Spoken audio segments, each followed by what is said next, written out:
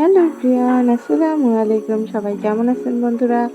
আশা করি কাছে এবং দূরে যে যেখানে আছেন ভালো আছেন, সুস্থ আছেন। আলহামদুলিল্লাহ আমরা ভালো আছি।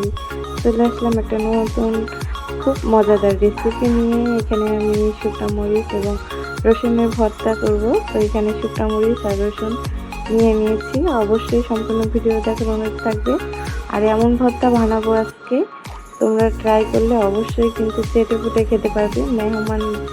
মেহমানদের দিলে তো আরো বেশি করে ভাত খাবে মেহমানরা, যারা ভর্তা লাভার আছে। তো এখন আমি শুকনো মরিচটা হালকা করে ভেজে নিব, বেশি ভাজবো না। বেশি ভাজলে হচ্ছে শুকনো মরিচটা পুড়ে যাবে, যে লাল কালারটা আছে সেটা থাকবে না। আমি হালকা আছে হালকা করে ভেজে নিব, বারবার নেড়ে চেড়ে নিব যেন মরিচটা জাস্ট মচমচা হয়। হালকা ভাজা দিলেই হয়ে যাবে, বেশি কালো করতে যাবেন না, তাহলে কিন্তু মরিচটা পুড়ে গেলে যে একটা কালার আসে সেই কালারটা আসবে না। তো দেখতেছো আমি কিন্তু একটু পরপর শুধু নাড়া দিতেছি। তোমরা বন্ধুরা অবশ্যই এই ভিডিওটা দেখে অবশ্যই বাসায় ট্রাই করবা। ট্রাই করে কিন্তু অবশ্যই কমেন্টে জানাবা কেমন হয়েছে আমার ভর্তাটা।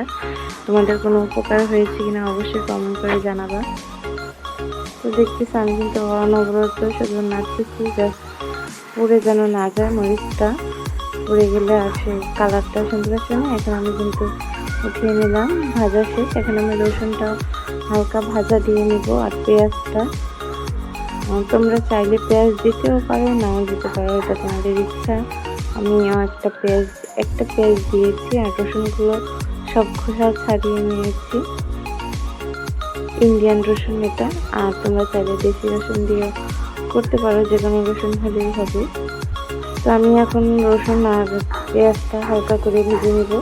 এটাও বেশি পোড়া পোড়া করা যাবে না, এটাও হালকা ভাজা দিব, কারণ এটা কোনো পুরা কাঁচা কাঁচাই থাকবে ভর্তাটা। গরম ভাত দিয়ে খেতে কিন্তু খুবই মজা হবে। তো দেখতেছি আমি এটা কিন্তু ভালো মতো নেড়ে চেড়ে একদম সমানভাবে ভেজে নিতেছি, যেন পুড়ে না যায়। পুড়ে গেলে কিন্তু ভর্তার স্বাদটা থাকবে না, কালারটাও থাকবে না, যার কারণে কিন্তু পোড়া যাবে না।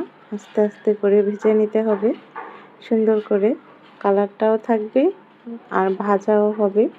রসুনটা হালকা ভাজা দিলে কি রসুনের যে একটা গন্ধ থাকে, হালকা গন্ধটা আর কি চলে যাবে। তো আমার ভাজা শেষ। এই যে আমি এখন উঠিয়ে নিয়েছি। এখন আমি হচ্ছে এটা বেটে নিব সুন্দর করে।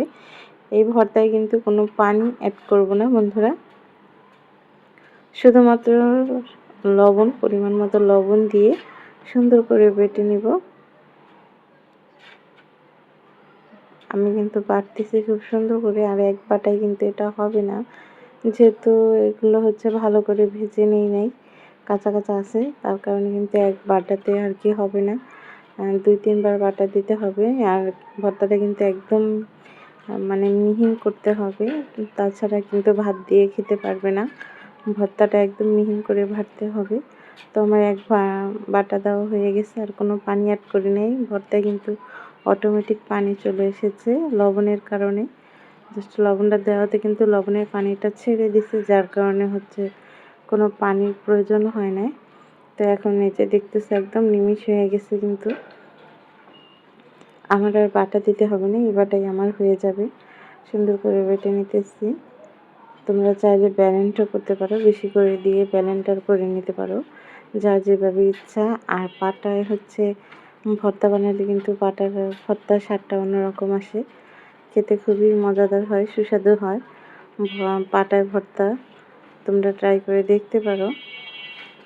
তো আমি কিন্তু সুন্দর করে বেটে নিতেছি। আর এখানে চাইলে তোমরা ধনিয়া পাতাও দিতে পারো, মানে যার যেভাবে খেতে ইচ্ছে হয়, রুচি হয়, দিতে পারো, কোনো সমস্যা নাই। কিন্তু এটার খাওয়ার টেস্ট অন্যরকম, শুধু রসুন আর মরিচ দিয়ে এটাও কিন্তু খুবই মজা। আমি একটা পেঁয়াজ অ্যাড করেছি, তোমরা না চাইলে করতে পারো।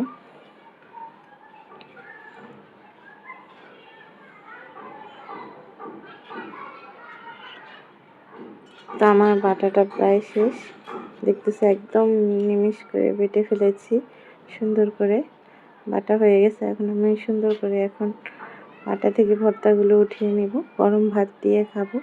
দেখো কালারটা কিন্তু একটু চেঞ্জ হয় না, যেই মরিচের কালারটা ছিল সেই কালারটাই কিন্তু আসছে, একদম সুন্দর একটা কালার। অল্প ভর্তা দিয়ে কিন্তু অনেক ভাত খাওয়া যাবে। তোমরা দেখবা, এই যে দেখো এক প্লেট ভাত, সামান্য ভর্তা আর একটা লেবু দিয়ে। তো তোমরা বন্ধুরা বাসায় ট্রাই করে দেখবা, অবশ্যই আশা করি ভালো লাগবে তোমাদের কাছে।